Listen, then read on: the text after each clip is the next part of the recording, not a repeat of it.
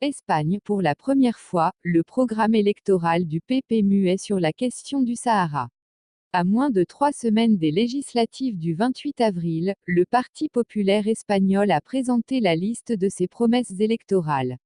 Aux grandes dames des partisans du Polisario, le traditionnel appui de sa formation à l'autodétermination du peuple du Sahara occidental s'est envolé.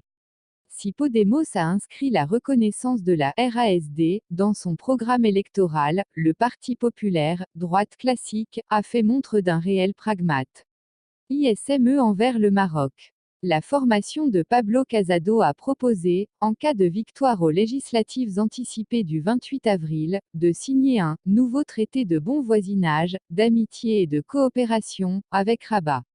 Le PP a ainsi fait siennes les revendications portées par des formations politiques d'opposition à Ceuta à Melilla, ayant une base majoritairement constituée de descendants de la population autochtone de confession musulmane, telle Coalition pour Melilla de Mustapha Aberchan ou Kabbalah de Mohamed Ali. Le PP s'engage également à redoubler la collaboration, dans le cadre de la Méditerranée, avec les pays de l'Afrique du Nord en vue de consolider la stabilité et le développement, particulièrement avec le Maroc.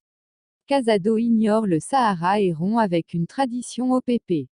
Le programme électoral du PP, présenté le 8 avril à Barcelone, a totalement ignoré la question du Sahara occidental.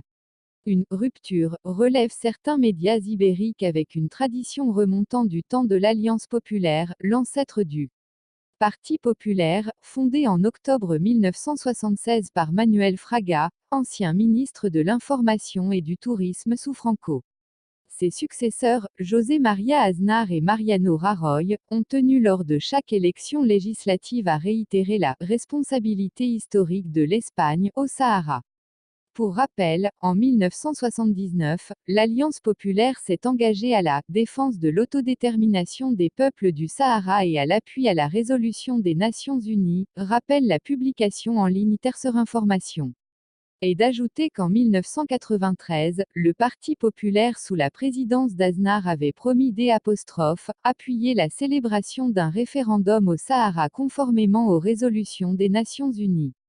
Un engagement réaffirmé lors des législatives de 1996, le dossier doit constituer une préoccupation importante pour la politique extérieure espagnole. En 2004, Mariano Rajoy est resté fidèle aux orientations de son mentor.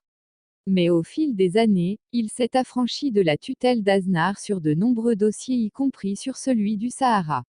Au scrutin de 2015 et 2016, sa formation a réclamé une solution politique juste, durable et mutuellement acceptée qui prévoit l'autodétermination du peuple du Sahara occidental dans le cadre des dispositions conformes aux principes de la Charte des Nations Unies, observe la même source.